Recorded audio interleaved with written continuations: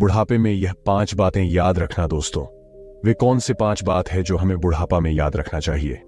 दोस्तों, आज हम जवान हैं, लेकिन यह सच है, एक ना एक दिन बुढ़ापा अवश्य आएगा। इसलिए हम 5 बातों को जानेंगे। वे 5 बातें कौन से हैं? इसे जानने से पहले आप लोगों से एक छोटी सी गुजारिश है। अगर आप लोग चैनल पर नए हो तो चैनल को सब्सक्राइब करना, और ये बातें अगर आप लोगों को अच्छी लगी तो कमेंट करके जरूर। बहुत समय पहले की बात है, किसी नगरी में एक बौद्ध भिक्षु का बहुत बड़ा आश्रम था। उसी आश्रम में बहुत सारे शिष्य शिक्षा लिया करते थे। साथ में वह बौद्ध भिक्षु एक बूढ़े व्यक्ति हो चुके थे, जिससे गांव में उनकी अलग ही छवि बनी थी। गांव में जो यह बात कहते थे, फिर उसी प्रकार लोग उनकी बात को मानते थे। जब वह एक बार शिक्षा दे रहे थे, तभी वहां पे एक व्यक्ति जो उनके उम्र के बराबर आए, और आते वह रोने लगे। सारे शिष्य हैरान हो गए कि आखिर बूढ़े व्यक्ति के साथ क्या हुआ है, जो गुरु के चरणों के पास आकर रोने लगे। गुरु उन्हें उठाए और कहने लगे, क्या हुआ, आप क्यों रो रहे हो? तो वह व्यक्ति कहने लगा, हे गुरु, क्या बताऊं, हमारे घरों में तरह तरह की दिक्कत परेशानी है, जिसकी वजह से मैं रो रहा हूं। अगर मैं नहीं रोऊं तो क्या करूं, आप ही बताइए। गुरुवर कहने लगे, आगे तुम्हारी क्या समस्या है और तुम यहां आके क्यों रो रहे हो? तभी वह कहने लगे कि हमारे बेटे बहू हमें तंग करते हैं, हमारी पत्नी को भी तंग करते हैं और गाली देते हैं, तरह तरह की बात करते हैं, और आप ही बताइए, इस बुढ़ापे में हमें कहां जाना चाहिए और कहां नहीं जाना चाहिए? अगर हम घर छोड़ के कहीं चले जाएंगे तो हम कहां रह पाएंगे? उनकी बात सुनकर बौद्ध भिक्षु की आंखों में आंसू आ गया और सोचने लगे कि कोई भी इंसान अपने औलाद पालन पोषण करता है, हमारे बुढ़ापा का लाठी बने, सहारा बने, लेकिन बुढ़ापा आते ही अगर औलाद ठुकराकर भगा देती है तो माँ बाप के कहां जाएंगे? मुंह से अगर कोई गलत शब्द निकल जाए, गलत दुआ निकल जाए, तो अब इशारा बेटा और बहू कहीं के लायक नहीं रहेगा। गुरु कहने लगे, ठीक है, तुम्हारी जो भी समस्या है उसे मैं समझता हूं। क्या तुमने बुढ़ापे में 5 बातें जान चुके हो? वह कहने लगे, नहीं गुरु, मैं बुढ़ापे में 5 बातें नहीं जानता हूं। आखिर वे 5 बातें कौन सी हैं जिसे बुढ़ापा में याद रखना चाहिए? गुरु कहने लगे कि वे 5 बातें मैं तुम्हें बता रहा हूं, जिसे बुढ़ापा में तुम्हें याद रखना चाहिए, चाहे वह स्त्री हो या पुरुष हो। सबको यह 5 बातें अपने जीवन में याद रखना चाहिए। और कहने लगे, मेरी बात को ध्यान से सुनो, और मैं यह कहना चाहता हूं कि यह 5 बातें आपको ही नहीं बताना चाहता, बल्कि आपके घर परिवार के सारे सदस्य को बताना चाहता हूं।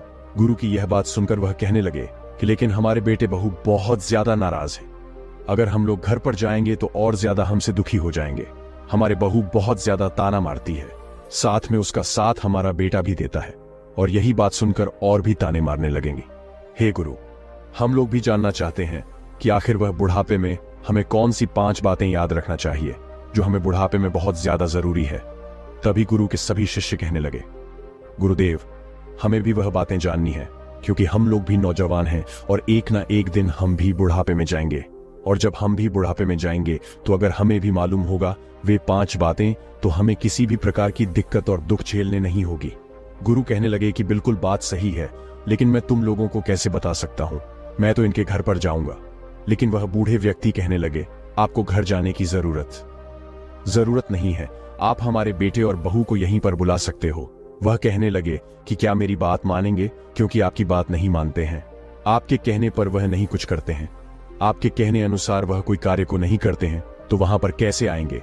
वह कहने लगे, आपको मालूम होना चाहिए कि गांव में सारे लोग आपकी मान सम्मान, इज्जत प्रतिष्ठा करते हैं। आपके गांव में अलग ही छवि बन चुकी है। आप जो कहते हो वैसे गांव वाले मानते हैं, और आपका बात क्यों नहीं मानेंगे? आप जरा अपने शिष्यों में से किसी को संदेश भिजवा के देखिए। और ठीक उसी प्रकार बौद्ध भिक्षु संदेश को भिजवाते हैं, लेकिन भिजवाने से पहले सोचते हैं कि शाम का समय हो चुका है, अभी बुलाना ठीक नहीं रहेगा, सुबह बुला लूंगा। ऐसे में वह संदेश भिजवाना बंद कर दिए। बूढ़े व्यक्ति का कहने लगे, आप संदेश भिजवाना क्यों बंद कर दिए हो? वह कहने लगे कि सुबह होने के बाद आपके बेटे और बहू को के लिए ठीक नहीं होगा, और यह हमारे जीवन में बहुत बुरा बुलाएंगे। साथ में आपकी पत्नी भी आएगी, आप भी घर पर चले जाए। और ये याद रखना, अपने बेटे और बहू से ये बातें मत बताना कि कल सुबह हमें यहां पे जाना है, नहीं तो वो कहीं चले जाएंगे। ऐसे में वह अपने घर पर गए। फिर भी उनकी पत्नी रो रही थी और कह रही थी, आपके जाने के बाद बेटे और बहू ने हमें तरह तरह के ताना मारे। मारने के लिए वह दौड़ रहे थे, लेकिन बेटा वहीं खड़ा था, मना नहीं कर रहा था। व्यक्ति चुप हो गए और कहने लगे कि चुप हो जाओ, इसका सुबह होते ही कोई ना कोई समाधान निकल जाएगा। और उन्होंने बताया, बौद्ध भिक्षु के पास मिलने गए थे। और बौद्ध भिक्षु ने हमें बुढ़ापे में 5 बातें याद रखने के लिए कह रहे हैं। अगर हम वे 5 बातें बुढ़ापे में याद रखेंगे तो वह कह रहे हैं, आपके बुढ़ापे में किसी भी प्रकार की दुख तकलीफ नहीं आ पाएगी, लेकिन वह पूरे परिवार को साथ यह 5 बातें बताना चाहते हैं, साथ में अपने शिष्यों को भी बताना चाहते हैं। इसलिए वह सुबह ही हमारे घर पर संदेश भेजेंगे और सुबह होते ही बूढ़े व्यक्ति अपनी पत्नी को लेकर आश्रम में पहुंच जाते हैं। बेटे और बहू जब यह देखते हैं तो वह सोचने लगते हैं कि यह हमारे घर से कहीं जा रहे हैं, हमारे लिए तो अच्छा होगा, क्योंकि इनको हम भोजन देते हैं, पानी देते हैं, तरह तरह के यह सेवा बर्दाश्त करवाते हैं, फिर भी हमें डांटते हैं, गाली देते हैं। लेकिन वह पूरा कारनामा बेटे और बहू ही दोहराते थे, लेकिन इनके ऊपर झूठे लांछन लगाते थे। ऐसे में कुछ समय बीता। आश्रम से एक शिष्य आया और वहीं पे आवाज लगाया। दरवाजे से बेटा निकला और कहने लगा कि बौद्ध भिक्षु आपको और आपकी पत्नी को बुलावाया है, आप लोग आश्रम में अवश्य आ जाना। वे लोग खुश हो गए और सोचने लगे कि बहुत अच्छी बात है, गुरु हमें बुला रहे हैं, हम लोग गुरु के पास खुद जाते हैं, लेकिन गुरु हमें आज बुला रहे हैं, कोई चीज अवश्य हमें देंगे, हमें जरूर खुशियां मिलेंगे। इसलिए बेटे और बहू पूरे अच्छी तरह से तैयार होकर आश्रम की ओर चल दिए। चलते चलते वे आश्रम तक पहुंच गए। जब वो आश्रम के करीब पहुंचे तो उन्होंने देखा कि हमारे माता पिता यहीं पर है। उनके मन में थोड़ी सी खोट हुई, लेकिन पत्नी कहने लगे कि चलिए, उससे क्या मतलब है, आपके माता पिता हैं तो हम लोगों को बुलावा आया था, जिसकी वजह से हम गुरु के पास जा रहे हैं। और गुरु के पास गए और उनके पैरों को छुए और गुरु ने आशीर्वाद दिए। आशीर्वाद देने के बाद उन्होंने कहा कि आप लोग यहाँ पर बैठ जाओ, और पता है आप लोगों को मैं आज बहुत बड़ी शिक्षा देने के लिए यहाँ पर बुलाया हूँ, और आप लोगों को याद रहे, ये शिक्षा अगर आप लोग हमेशा याद करोगे तो मैं कभी भी आपके साथ दुख और तकलीफ नहीं हो पाएगा। तभी वह स्त्री बोलती है, गुरुवर क्या बताएं, हमारे जीवन में हमारे सास ससुर एक कांटा बन के हमारे जीवन में आ चुके हैं। ये बार बार हमारे ऊपर है, अत्याचार करते हैं और तरह तरह की बातें बोलते हैं, तना मारते हैं, गाली देते हैं। आप ही बताइए कि हम लोग कैसे बर्दाश्त करें। हमारे जीवन में सबसे बड़ा कष्ट यही लोग हैं। गुरु कहने लगे कि बेटी, ऐसा नहीं है कि माता पिता हमारे जीवन में कष्ट भी जाते हैं, लेकिन बेटा भी दोहरा रहा था और कह रहा था कि गुरु हमारी बात को समझा करो, क्योंकि हम लोग भी नहीं चाहते हैं कि हमारे माता पिता हमसे दूर रहे, लेकिन यह लोग हमें बहुत ज्यादा परेशान करते हैं, बहुत ज्यादा तकलीफ देते हैं। गुरु कहने लगे कि बेटी, इसीलिए तो तुम्हारे माता पिता को हम यहीं पर बुलाए हैं और बुढ़ापे में वे 5 बातें याद रखने को कह रहे हैं। बेटा कहने लगा कि हे गुरु, बुढ़ापे में तो इन्हें एक बात भी याद नहीं है, सिर्फ गाली देने को याद होती है। और वह कहने लगे कि जाने दो, मैं यह 5 बातें इन्हें बता देता हूं, उसके बाद इन्हें लगेगा कि हम वह 5 बातें अपने जीवन में उतार लेंगे तो कभी भी इनके जीवन में दुख तकलीफ नहीं आएगी। लेकिन आप लोगों को भी याद रहे, इसे ढंग से सुनना है और पूरे मन लगा के सुनना है। और उन्होंने अपने शिष्यों को बुलाया और चारों तरफ से शिष्य लोग बैठ गए और वे बहू और बेटे भी बैठ गए।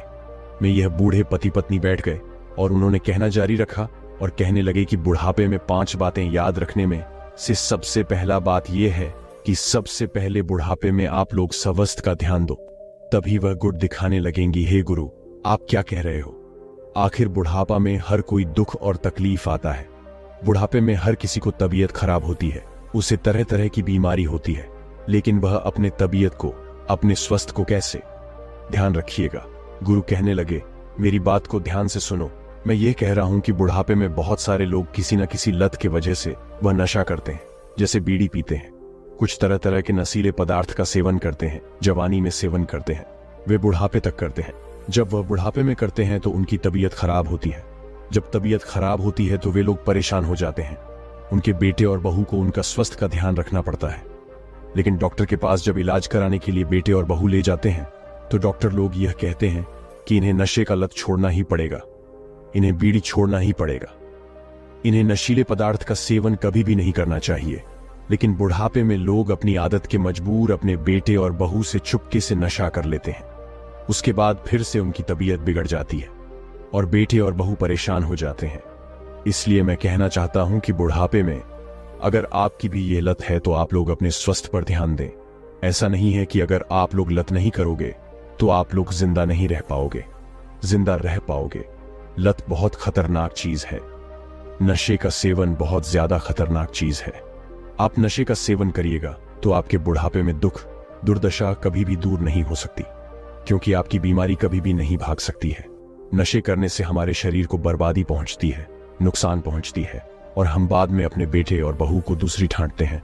लेकिन हम खुद ही नहीं देखते हैं कि सारा दोष हम लोग में है, और हमें ऐसा नहीं करना चाहिए। चाहे वे मर्द हो या औरत हो, दोनों लिए यह बात बैठती है कि कोई भी हो, उन्हें नशा नहीं करना चाहिए, उन्हें नशीले पदार्थ का सेवन नहीं करना चाहिए, नहीं तो उनका बुढ़ापा दुखों से बीतेगा। बौद्ध भिक्षु यह बात सुनकर बेटे और बहू मन ही मन खुश हो रहे थे, गदगद हो रहे थे और सोच रहे थे कि बौद्ध भिक्षु हमें नहीं बल्कि हमारी सास ससुर को ही डांट रहे हैं। और ऐसे में वे लोग बहुत ज्यादा खुश थे और उन्होंने दूसरी बात बताना जारी रखा और कहने लगे, दूसरी बात भी ध्यान से सुनो। और दूसरी बात यह बताने लगे कि बहू पर अत्याचार करना बंद करो। तभी वह स्त्री बोलती है कि हे गुरु, यह बिल्कुल बात ठीक है। ये लोग हमारे ऊपर बहुत ज्यादा अत्याचार करते हैं, हमें गाली देते हैं, हमें मारते हैं, हमें पीटते हैं। साथ में बेटा भी कह रहा था कि हमें भी कुछ कह देते हैं, हमारी बहू को हमेशा तंग करते हैं। आप ही बताइए कि हमारी बहू कहां जाएगी और कहां आएगी। ऐसे में गुरु कहने लगे कि बेटी, आप जरा जाइए, मैं इन्हें समझा रहा हूं, मैं इन्हें बता रहा हूं। जारी रखते हैं और कहते हैं कि देखिए, बहुओं पर अत्याचार मत करो। बहू है, लेकिन अगर उसे हम सही ढंग से देखेंगे तो वे हमारी बेटी हैं। भले चेहरा ही बदल को देख लो, आपकी भी बेटी होगी, वे किसी के दूसरे घर में जाएंगी। अगर आप लोग अपने बहू पर अत्याचार कर रहे हो, अगर आपकी बेटी पर कोई अत्याचार करेगा तो आपको कैसा लगेगा? आपको दुख होगा, आपकी दिक्कत होगी, आपकी परेशानी होगी। लेकिन आप लोग कहोगे कि हम लोग तो कुछ भी नहीं किए हैं, फिर भी हमारे बेटे के साथ ऐसा क्यों हो रहा है? इसलिए आप लोगों से गुजारिश है कि अगर आप लोग बुढ़ापे में भी चले गए हो, फिर भी आप अपने बहुओं को परेशान मत करो। ज्यादातर जो सास होती है वे अपने बहुओं को परेशान करती है, और ससुर होते हैं जो अपने बहू को परेशान करते हैं। लेकिन दोनों लोग भी मिलके कहीं कहीं परेशान करते हैं। लेकिन इस दुनिया में ज्यादातर देखा गया है सास बहुओं को बहुत ज्यादा परेशान करती है। इसीलिए सास से गुजारिश है, कभी भी यह कदम मत उठाए और ध्यान रखें कि हमारी बहू है, अगर उससे कोई गलती हो जाती है तो हमें उसे बताना चाहिए, बल्कि उसके ऊपर हमें अत्याचार नहीं करना चाहिए। नहीं तो कल के समय में हमारे साथ भी हमारी बहू अत्याचार करेगी तो हमारा जीवन बर्बाद हो जाएगा। और उन्होंने दूसरी बात बताने के बाद उन्होंने तीसरी बात बताना जारी रखा और कहते हैं कि उससे कम करना। मैं मानता हूं कि बुढ़ापे में इंसान चला जाता है तो उसे पता नहीं होता है कि मैं क्या कर रहा हूं और क्या नहीं कर रहा हूं। वह कभी गुस्सा बहुत ज्यादा करता है, कभी कम करता है। लेकिन आप लोगों को याद होना चाहिए कि यह आपका जवानी नहीं है कि जवानी में आप जैसा चाहोगे वैसा कर पाओगे, क्योंकि बुढ़ापा में अच्छे अच्छे लोग भी बहुत अच्छे बन जाते हैं। और यह ध्यान रखना कि आपको बुढ़ापे में अगर जब भी गुस्सा आए तो उसे शांत कर लेना, और वे गुस्से किसी पर मत निकालना, नहीं तो आपके एक गुस्से की वजह से आपका बुढ़ापा बहुत ज्यादा दुख और दर्द से बीतेगा। आपके बुढ़ापे में बहुत ज्यादा परेशानी आएगी और आप लोग हमेशा अपने बेटे और बहू को हमेशा दोष ही लगाओगे और कहोगे कि हमारे बेटे और बहू हमारे साथ ये कर रहे हैं। जैसे मान लो आप लोग कोई सामग्री मांग रहे हो, लेकिन बहू वह सामग्री लाने में थोड़ी सी देर कर दी। हो सकता है कि बहू ने उस आवाज को नहीं सुन पाई होगी, या आपका बेटा कहीं बाजार जा रहा है, लेकिन बाजार जाते वक्त आपने उसे बताया कि बेटे हमें यह सामान चाहिए, लेकिन बेटा वह सामान बाजार से नहीं लेकर आया। आप उसे गुस्सा कर देते हो और कहने लगते हो, तू किसी का काम के लिए नहीं है और तू हमारा बात को नहीं मानता है। तरह तरह के उस पर गुस्से करते हो जिससे बैठे को भी बुरा लग सकता है। आप लोगों को सोचना चाहिए कि हो सकता है कि आपका बेटा भूल गया होगा जो सामग्री आप लोग उससे बताए थे, नहीं तो उसके पास पैसे नहीं बचे होंगे जिसकी वजह से वह सामग्री नहीं लेकर आया होगा। लेकिन इसी बात को लेकर हम गुस्सा करते हैं और गुस्सा करने की वजह से हमारा बुढ़ापा दुख और दर्दों से बीतता है और हम हमेशा दुखी रह जाते हैं। उन्होंने यह बात बताने के बाद उन्होंने कहा कि अब चौथी बात को भी ध्यान से सुनना, और चौथी बात भी बताना जारी रखते हैं और कहते हैं कि लोगों और पड़ोसियों से अपने घर के बात को कभी मत कहना। तब यह फिर से स्त्री दोबारा बोलती है कि हे गुरु, इन लोगों में सबसे बड़ी कमी यही है कि हमारे घर के जो भी बात होती है वे लोगों से, ये हमारे आस पड़ोस के लोगों से कहते हैं।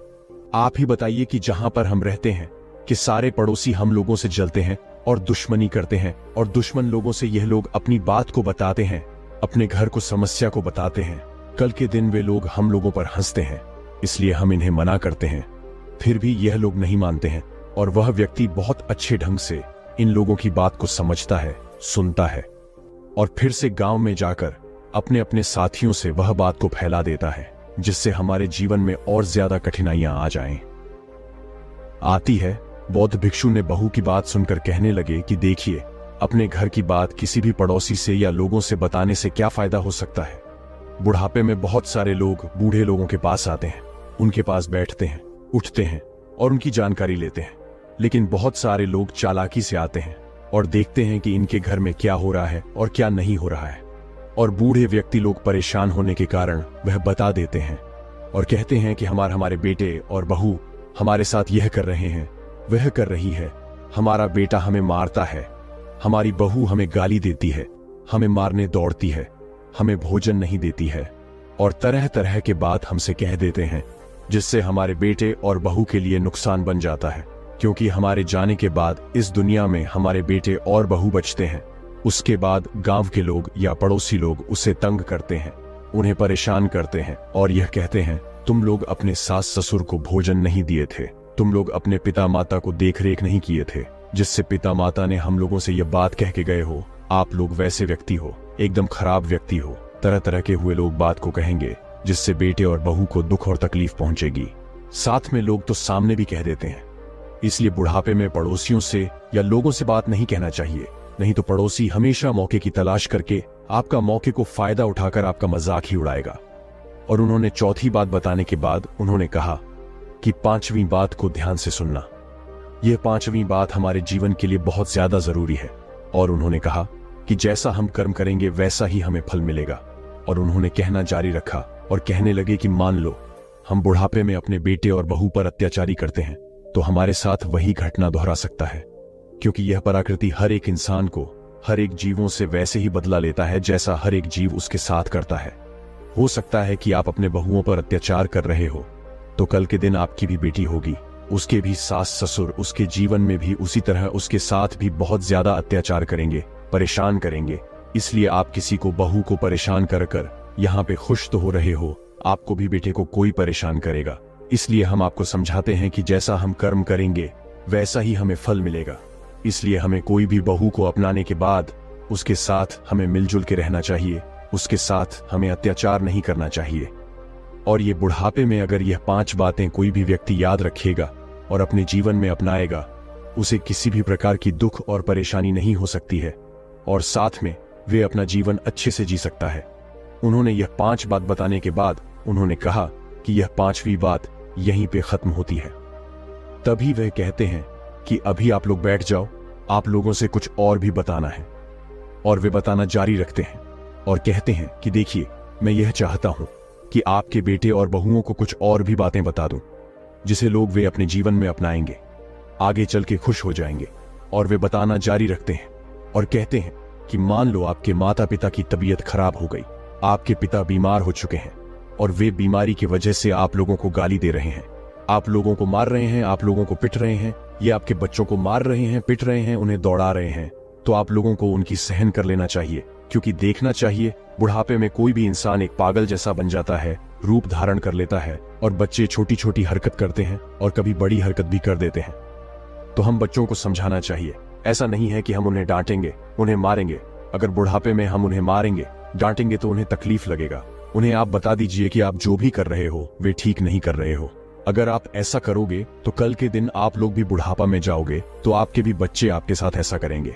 लेकिन आप लोग अपने बूढ़े माता पिता के साथ ही कर्म करेंगे तो आप एक दिन बूढ़े हो जाएंगे। आपके बच्चे यह देख चुके हैं और वैसा ही वह आपके साथ करेंगे, क्योंकि नियति हर एक जीव से ठीक उसी प्रकार बदला लेती है जैसे वह जीव उस घटना को दोहराया होगा। इसलिए हमें इस बात को ध्यान रखना चाहिए। और उन्होंने दूसरी बात को बताना जारी रखते हैं और कहते हैं कि बुढ़ापे में इंसानों को बच्चे की जैसे शौक चढ़ जाती है, कभी वह इस सामग्री उसका मन करता है खाने के लिए, कभी वे सामग्री मन करता है खाने के लिए, लेकिन हम उतनी ज्यादा सक्षम नहीं होते हैं उन्हें खिलाने में। लेकिन हम जैसे तैसे करके उन्हें खिलाना चाहिए। हमें देखना चाहिए ये बुढ़ापे में चल गए हैं, इनकी मृत्यु कभी भी हो सकती है, कभी भी ये इस दुनिया को छोड़ के चले जाएंगे और ये दुनिया को छोड़ के चले जाएंगे, इनका पूरा संपत्ति तो हमारा ही होगा। और इसलिए बुढ़ापे में कोई भी बूढ़े व्यक्ति एक बच्चे का रूप धारण करने की वजह से उनके मन में हमेशा लालच आ जाती है, जिसकी वजह से सारी सामग्री उन्हें मन करता है खाने के लिए। लेकिन कोशिश करें कि उन्हें जो सामग्री वह मांग रहे हैं उन्हें खिला देना चाहिए। अगर आपसे कम महीनों में एक बार भी हो सकता है तो उन्हें खिला दो।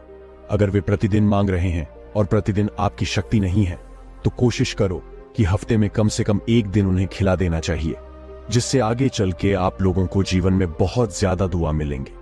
क्योंकि आप लोग भी एक दिन बुढ़ापा में जाओगे और आपके साथ आपके बच्चे उसी तरह दोहराएंगे।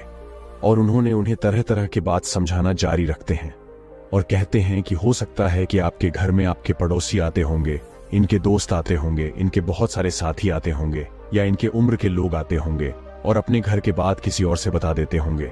हो सकता है कि बेटे और बहू ने इन्हें परेशान नहीं किया, नहीं मारा, कुछ भी नहीं कहा, फिर भी लोगों से ये गलत बातें बता देते होंगे। तो आप लोगों से ये बात कहना कि ये झूठ बोल रहे हैं, इनकी दिमाग जा चुकी है, ये अच्छे से बात नहीं कर रहे हैं, क्योंकि हम लोग इनके साथ कुछ भी नहीं करते हैं। हो सकता है कि लोग मान जाएं। हो सकता है कि बहुत सारे लोग ये भी कहे आप लोग झूठ बोल रहे हो, क्योंकि बुढ़ापे में इन्हें जो भी परेशानी हो रही है ये सच बोल रहे हैं।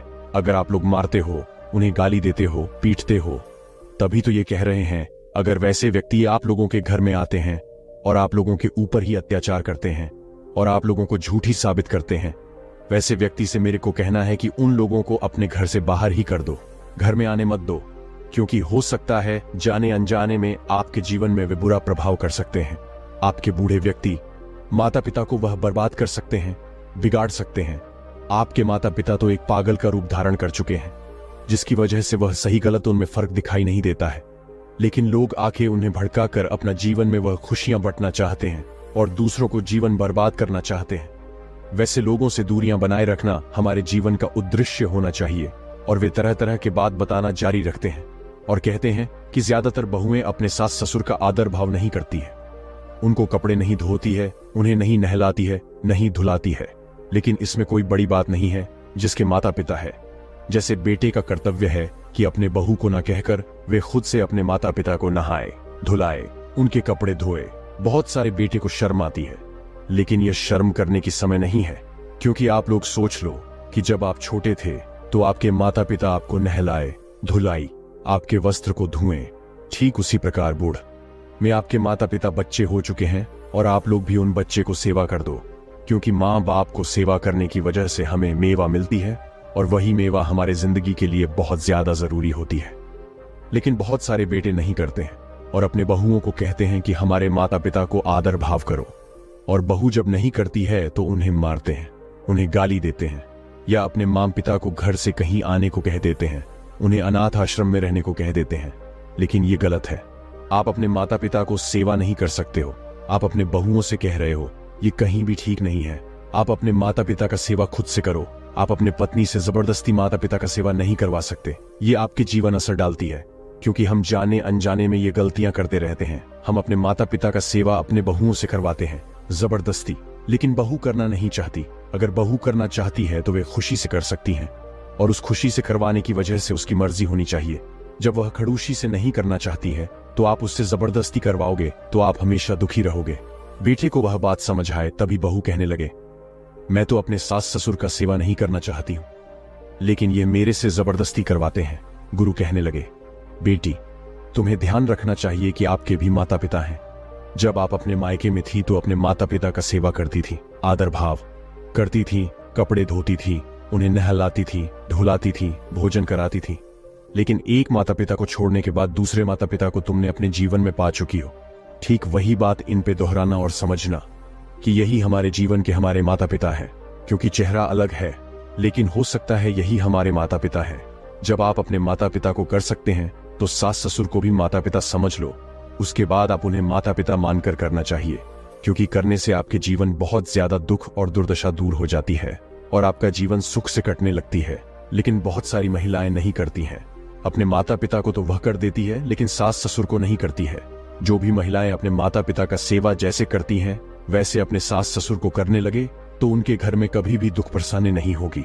और उन्होंने उनको यह बात समझाने के बाद उन्होंने कहा कि एक बात और ध्यान रखना कि आपके बच्चे बहुत ज्यादा रो रहे हैं, लेकिन आपके बच्चे जो भी सामग्री खाने के लिए रो रहे हैं वे अपने बच्चों को आप लोग खरीद दिए, लेकिन वही सामग्री आपके साथ ससुर को खाने का मन कर रहा है और बुढ़ापे में तरह तरह के इन सामग्री खाने को भी मन कर रहा है।